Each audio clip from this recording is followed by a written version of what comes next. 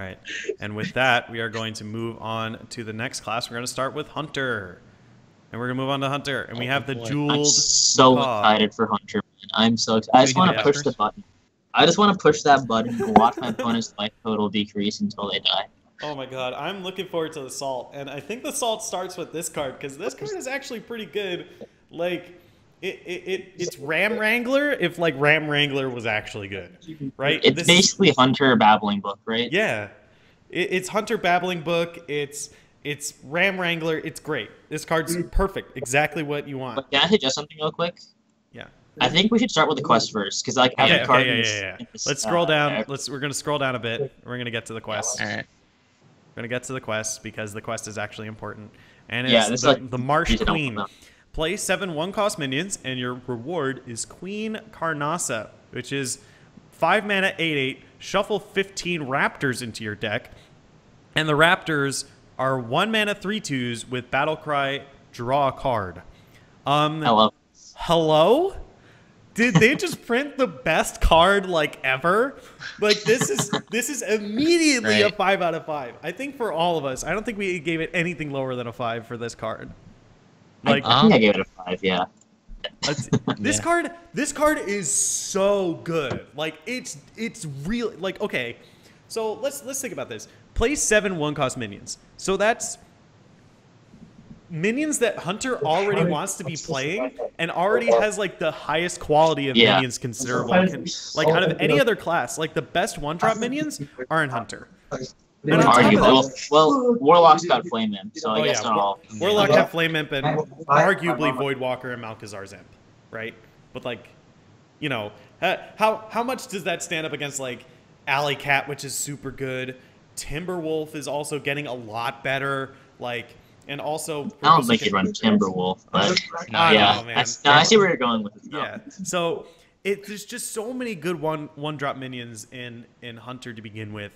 And this is just, this just rewards you for doing something that Hunter already wants to be doing. Just very early on, swarming the board with a bunch of 1-drop minions, and then being rewarded with 1-drop minions that draw you more 1-drop minions.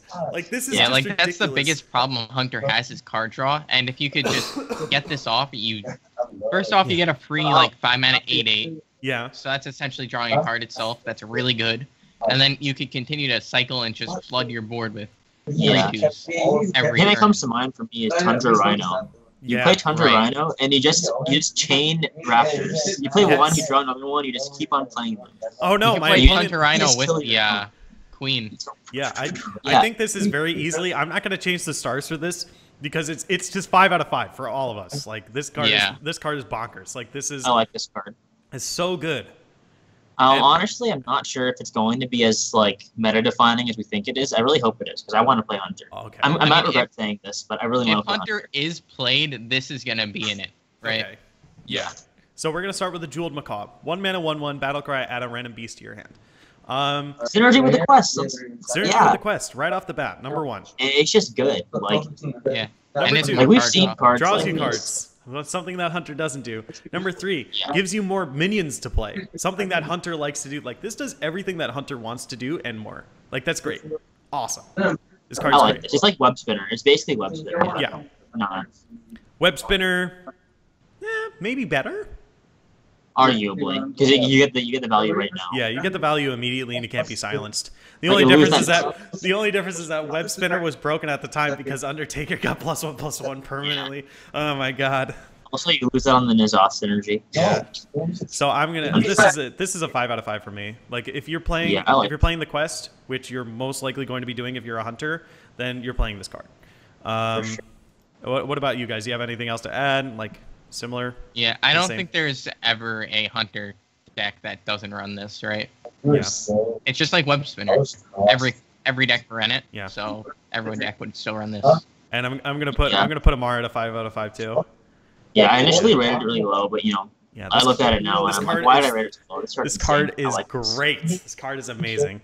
All right, we're gonna move. Web Spinner, right? Web Spinner's good. Yeah. Yeah. All right, next card. This one not as good. I still think it's okay. Crackling Razormaw. It's a 2 mana 3/2. Is a common. It does have a beast tag, and it is Battlecry. Adapt a friendly beast. Does it adapt itself? Because it's a friendly beast, right? Nope. No, some cards work like that. I don't know if this one works like that or Maybe. not. I don't know. But as far as this card goes, I think it's okay. I think if you're running the Hunter deck, I think there are better 2-drop minions to be playing. I think this is okay. I think, once again, the adapt is just okay. And, like, plus, like, if you're playing this on curve, you're adapting a 1-drop minion, meaning that you're probably just going to get, like, a little bit more damage. Like, I don't think it's awful, but I don't think it's, like, amazing. I think it's, like, a 3 out of 5, if anything. I think like, this isn't played in every deck, but it definitely gets, like, teched into a decent amount of the Hunter decks. Like, if you think about what you could get from adapt, like, you're always going to play a 1-drop turn 1, right? So you could either put a Divine Shield on your 1/1, say, and make it like an Argent Squire, which is a pretty good card. You could give it +1/+1, so it's basically 2 mana 4/3, which is pretty good still. So yeah, I definitely think like this card's not that bad. It doesn't see play in every deck, but it should show up in a few of them. Right. So I'd rate it like probably a 3 out of 5. All right, guys, what do you think? Here's what I'm thinking, right? So, like, it's good, but I think in the 2-drop slot, there's much better cards that you can be running. Like, I don't think you want to be running a ton of 2-drops, and I'd rather run like Direwolf Alpha. If you're running a bunch of 1-drops, Knife Juggler is good. Yep. You're running Kindly Grandmother always. That's just correct. Yeah. So that's already like 6 2-drops. Yeah. And I'm not sure if Crackling Razor Maw is better than any of those. I think Direwolf Alpha is going to be really good, especially because you're running a bunch of 1-drops and you've got synergy with that. Yeah. But and also the beast like, synergy. this card is like, yeah, exactly. It's a beast. Yeah. So like, I mean, I think it's good, but I don't think it's good enough to warrant like running over one of the other cards. Yeah. Okay, I agree. So I give it like a 3. Okay. So, all right, we're gonna move on to the next card. The next card is Grievous. Oh, excuse me. Mally Hunter card. Yeah, Malygos Hunter. All right. So Grievous Bite is deal 2 damage to a minion and 1 damage to the adjacent ones. This is Explosive Shot Light. I think it's okay. You know, there might be some decks that want to use it, but I think... But it doesn't go face. Yeah, it doesn't go face, and I think that's a big issue. I mean, we're losing Quick Shot, so maybe... And with like a lot of the 1-drop decks coming up, it's like the 1-drops are huge. Then this card will be played to like sort of counter them. Yeah, it's really good to counter aggro. Yeah, it could be a good tech card. Yeah, it could be a good tech card, but in that sense, then it's just going to be a 2 out of 5 for me. Do you guys have anything else to add? I think I'd be a little bit more generous and give it a 3 out of 5 because like you could definitely slot this in for a good amount of metas. Like anything that's aggressive, this card could be decent.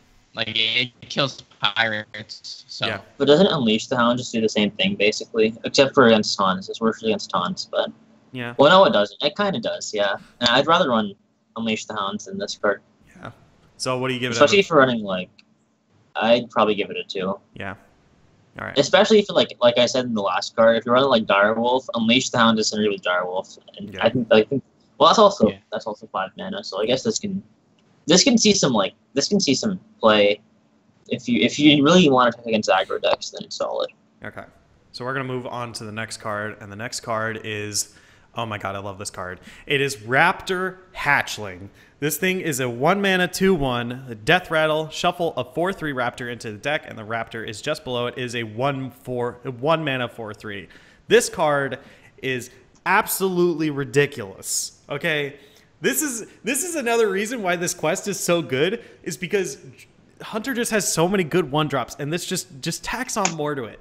Like, okay, so right off the bat, 1-mana 2/1, great, awesome, thumbs up. And then it shuffles a 1-mana 4/3. It gives you another 1-drop, like another amazing 1-drop to play. Like, this is ridiculous. This card is so good. 5 out of 5. 5 out of 5. Play this card. Play this card.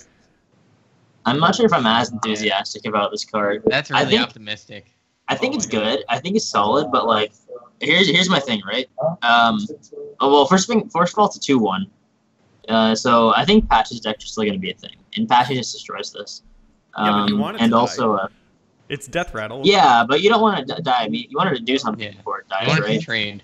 And then also I think the 1-mana 4/3 Raptor is pretty solid. But the thing is, like, Hunter struggles with draw, right? I'd much rather be drawing my Savannah Highmanes in the late game than a 4-2 that I shuffled into my deck in the early game. Maybe. Now this does have synergy with another card in the deck, so you can get away with running less 1-drops for the quest, because now this is essentially 4 1-drops, right? Towards the quest. So you can get away with running less 1-drops and running this card instead. It really depends on how you want to build your deck. Like if you're building a slower, heavier Hunter, I think this card's better. But if you're running like a fast Hunter deck that wants to get the quest out ASAP, then I think you're running. I don't think you're running this card. Right. I think you're running. Right. But I think it's definitely a solid card, and depending on how you build your deck, it would be very good. All right. So what out of 5? Slower. I'd probably give it a 3. 3. Okay. I want to play a Smork deck though. If I'm playing a Smork deck, I don't think I'm running this one. But I think it's solid for. Yep. Yeah. Exactly. Moosey, what do you think? We don't trade. I'd also give it a 3 out of 5. Like, all right. I think there's just for face decks better 1-drops that you could play. Like you probably want to play around 8 to 10, I'd say, if you're doing a Smork quest deck. And there's plenty of other options. Like you have Squires, you have the new 1-drops, you have Fiery Bats, plenty of things that you could play. Abusive is even good in this, I would say. Yep. So like there's just probably better things you could play rather than something that dies to patches. Right. Yeah. Well, that's for Smork. In mid-range deck, it's solid. If you're playing a Smork Hunter, then it's not good enough. Right. But all right. So let's move on to the next card. I'm super. Okay, so that's the Raptor Patriarch. That's the 1-mana 4/3. And Terror Scale Stalker is the next card. It's a 3-mana 3/3 rare, and it says Battle Cry, trigger a friendly minion's death rattle. Amar, what do you think? I don't think it's that good. It's a 3-mana 3/3, which is kind of not the best stats. It doesn't go face, and the effect is all right if you can get it on something. Like what death rattles are you playing before this? Your kindly grandmother. Okay, if you curve kindly grandmother into this, it's pretty solid. It could be decent for like some late game stuff, like getting it up on a Savannah Highmane. Right. But I think that Hunter is going to be a little bit too fast to run this card. Like even mid-range Hunter decks, I think they're going to be a little bit too fast. And there's not going to be space to run this card or time to play this card, unless you want to play it as a 3/3. So 2 out of 5 for you? I'd give it a 2 out of 5. Right. Yeah. I think I'm about the same. I think my other problem with the card is that there are lots of 3-mana cards in Hunter that you want to be playing over this. Animal Companion. Animal Companion. Straight up. That card's insane. Animal Companion, you have the Bow, you have Kill Command, you have Unleash the Hounds. Like, there are a lot of 3-mana cards that you want to be playing already. And even with Rat Pack. Like, yeah, Rat Pack also there, too. Yeah. Like, there are so many cards that you want to be playing in the 3-mana slot that you don't want to be, like, clogging up that mana slot. Because usually, most of the time in Hunter, 3-mana, snap play an Animal Companion. Like, most of the time. And even if you curve this into from Kindly Grandmother, like there are a lot of death rattles in Hunter. Like don't get me wrong, like Forlorn Stalker is not that bad of a card in Hunter because you just have so many targets. But it's just not like that good of a card either. Yeah, I mean, well, yeah, also that. But it's just like I'm gonna give this a 2 out of 5 as well. It's just okay. Moosey, do you have anything else to add? I mean, the card itself is good, but when you think about Hunter overall, you just don't have room to play it. Yeah. But like, if you were to play it, it would perform pretty well, I would say. Like, you get the death rattle off most of the time. So I feel like you don't. I feel like most of the time it's going to be a 3/3, honestly. I guess it depends on how you build your deck, but yeah. You wouldn't play it on turn 3 most of the time unless you have Grandmother on board. Yeah. But a lot of times they don't pop Grandmother, so like if you get that curve, you just like. If this card becomes meta, though, they always pop the Grandmother, and then it doesn't do anything. I think that's true. But I think the other big thing to note is that Sylvanas is being cycled out, and like that's one of the big death rattle minions, and like losing that, like if Sylvanas was still in the meta, then I'd be like, yeah, totally, this card is like a 3 or 4 out of 5. Because you can. It's still very slow though, even if Sylvanas is still in the game. Yeah, because you can also play Princess Huhurin, which means you get like if you play this in Wild, it's like a 4 out or 5 out of 5 because it's like everything in both death rattle. Yeah, right? like so you can play Feign Death, you can play this, and you can play Princess Uhuran, and then you just have so many sweet Death Rattle minions that you can play. Like, in Wild, this is amazing, but we're not going to talk about Wild, because otherwise we'd be here all day. Like, this card is like a 2 out of 5. It's okay, but it's like a clogged mana slot, and also not really what Hunter wants to be doing anyway. Yeah, exactly. We're going to move on to the 5 mana 3/5. Is Tol'vir Warden. Battlecry, draw 2 1-cost minions from your deck. I think that this is a 3 out of 5. And one of the big reasons why the Raptor Hatchling is a 5 out of 5 is because we are losing the camel, but we are gaining this. So later into the game, being able to draw from your deck your 1 mana 4/3s is incredibly powerful. Like, being able to go into turn 6 and have 2 4/3s is great. And then on top of that, being able to, like, maybe finish your quest or, you know, do this, that, and the other thing. Like, and also picking up, like, drawing 2 cards from your deck is pretty great. And drawing 2 specific cards from your deck is pretty great too. The only problem is like, you're going into turn 6 and playing 2 1-drops. If you're not finishing your quest on turn 6, you're going to be in trouble. Like, it's going to be a little bit of an issue. I find it hard to believe that you wouldn't be able to be finishing your quest on turn 6, but, you know, I feel like this card is just a 3 out of 5. I think you just play it in the 1-cost like deck, but, you know, it's once again, it's turn 5. If you haven't had your quest completed by then, you're just drawing like the Marsh Queen Raptors, which you're probably already drawing already because the Raptors draw you cards. So it's a 3 out of 5 for me. I'm not sure how often that you're finishing the quests very early, but yeah, because you don't have enough cards in your hand, right? Oh yeah. You might like there's sometimes you'll get it out before turn 5.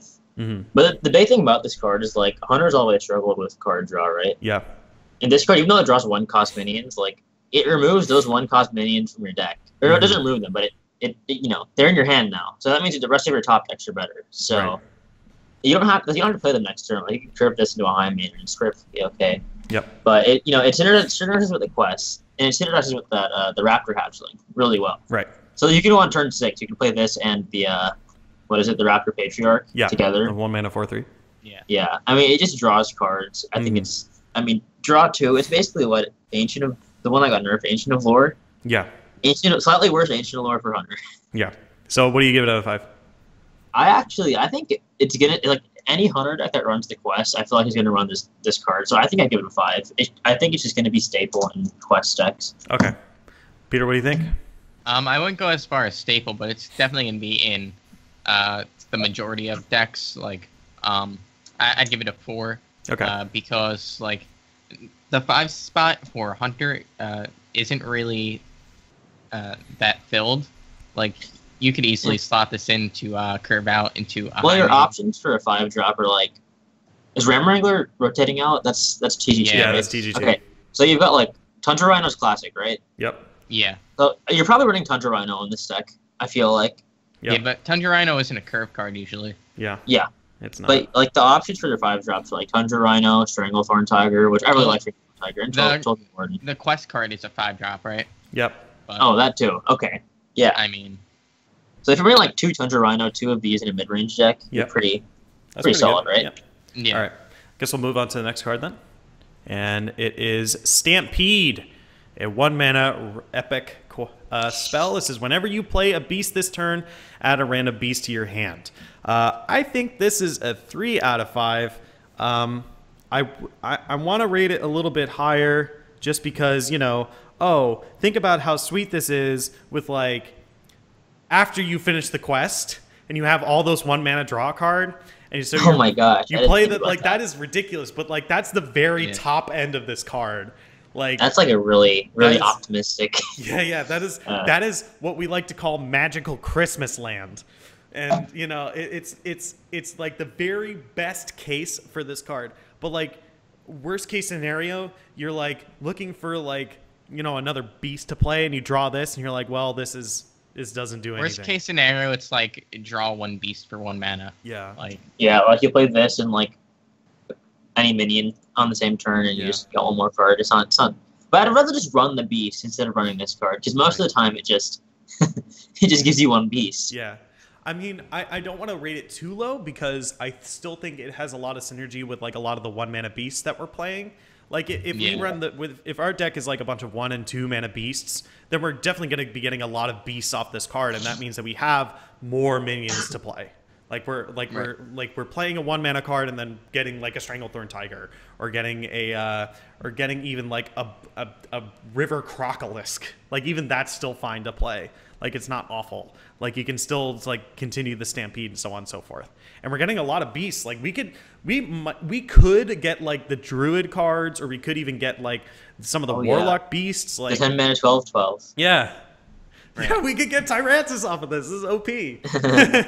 So yeah, that's why I give it a 3 out of 5. I think because at its like its best case, it's like very, very good. And like its worst case, it's like a dead draw. But like for the most cases that you're going to see it, like it's okay.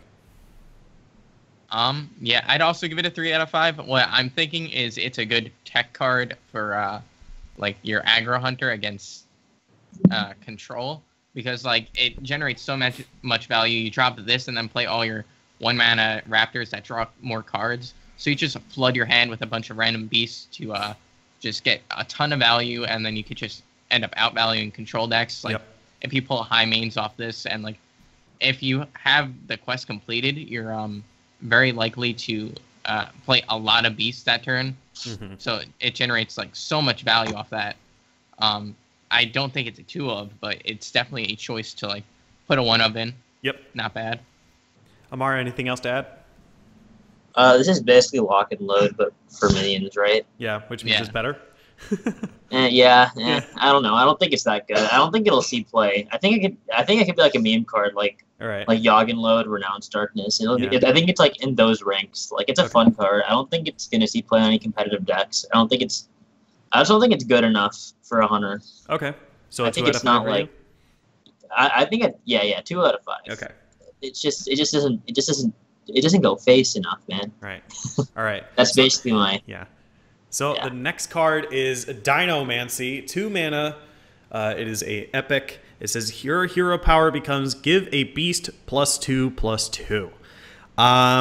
This is a 2 out of 5 for me. Usually Hunter, like you have to value it against like dealing 2 damage, and like if you don't have a beast to buff on your board, then this card is garbage. Like your hero power is just useless, right? But if you do have a beast on the board, it's really great. But that creates like this very swingy kind of thing. Like it makes your 1-drop beast like super great, right? Especially after you complete your quest. Like you're getting a 1 mana 3/2 that draws you a card that then becomes a 3 mana 5/4, right? That's great, awesome. Like, but for it's good, for when it's good is great. For when it's bad, it's awful. Like even when you top deck this card, awful, just bad. Yeah.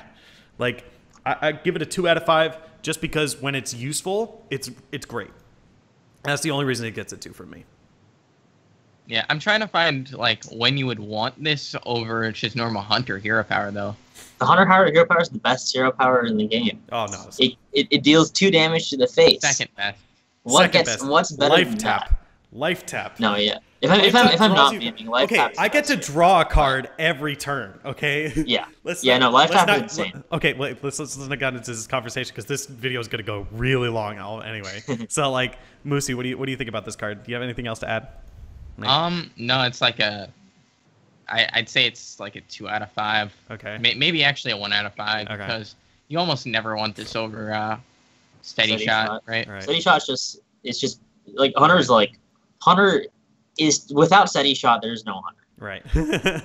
at that point, you just become a paladin, and who wants to be a fucking paladin? Yeah, they haven't been good since since Avenge rotated.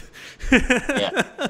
All right. Well, anything's not bad, but I digress. All right. So we are going to move on to the last card from Hunters, and that is going to be Swamp King Dread. This is a 7 mana 9/9. It is a legendary. After your opponent plays a minion, attack it. And we had a very, very good showing of this card when Day 9 was shown the card, and they just played a bunch of 0 mana 1/1s. They played the little Murloc Tiny Fins, and he attacked and destroyed all of them. I think this card is pretty great. I'm gonna start as I think it's a 3 out of 5. I think it slots into a mana slot that like mid-range Hunter or even like a very late game focused Hunter wants to be playing. Like there's not a lot of good things at 7 that Hunter wants to be playing, And I think this slots in just like right at a good part and has an immediate impact on the board. Like if your opponent wants to contest the board against this card, it can't. Like they have to immediately remove it. And by turn 7, they've already used a decent amount of their removal spells like on your other stuff. So this already is a control card that like controls the board for you and lets you maintain board control for like other stuff, and is also a huge attack power minion. I don't think it's being played in everything, but I think it's good enough just to see play in some like late game focused Hunter deck. So I think it's a 3 out of 5. I'd have to give it like a 2 out of 5 because I think ideally your opponent, you're trying to close out the game at this point. Right. Like you just played a Savannah High main. You're hitting your opponent in the face for 6. You probably have a board. I feel like at this point you just want to be closing out the game and killing your opponent, not playing a guy that lets you elongate the game longer, just extend the game for more time. I mean, I think in a late game focused Hunter deck though, it's definitely solid, but I don't think it's particularly good. I think this is one of those cards like it's a big minion. It's a big boy. Right. He's a big boy. Yeah, he's a very very big boy, but I don't think it's going to see much play. All right. Peter, anything else to add? I'd also give it a 2 out of 5. Like, I don't think you want a 7-drop in Hunter most of the time. Like, that you don't have anything in that mana slot usually, but, like, at the point where you have 7 mana, you are kind of just going face, right? Right. Like, you either drop High Main on turn 6 or 7, and then you just start smorking. Right. If you're developing big minions, it's just not your game plan. So you'd rather just have more burn. Right. I mean, I suppose we play this on turn 7. You can protect your high mains. You can protect your board because your opponents can't play more minions. They play more minions and they just all die. Yep. So I guess in a mid range Hunter deck it could be decent, but I'm not sure how good it'll be. I'm not sure if it'll be space for it either.